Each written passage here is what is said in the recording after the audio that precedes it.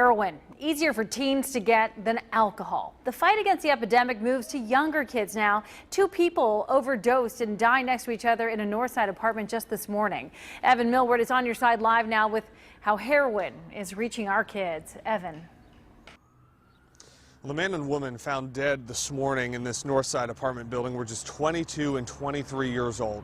Their families are shocked. They say they had no idea. They were so young, and it's a sign of the grip heroin has on the Tri-State. Today we went out and learned that there are educational programs now targeting middle and high school students and parents. Two overdose victims found together Tuesday morning at this Northside building. Surprise, even on the faces of officers. The victims were so young, in their early 20s, no sign they were regular users. We saw cases go all the way back to the 8th grade, but mostly become real apparent in the high school. Younger and younger, Dr. Human Akbik now reaches out to Tri-State teens about heroin dangers and prescription drugs using science and stories from those who've been there. Have to have efforts in the prevention aspect. That's exactly the kind of outreach the Hamilton County coroner says needs to happen.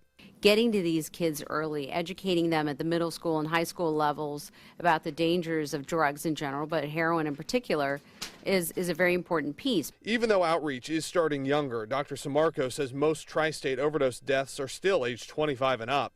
But Dr. Akbik notes for some teens, heroin's easier to get than alcohol. If you want to go and buy alcohol, you have to have an ID.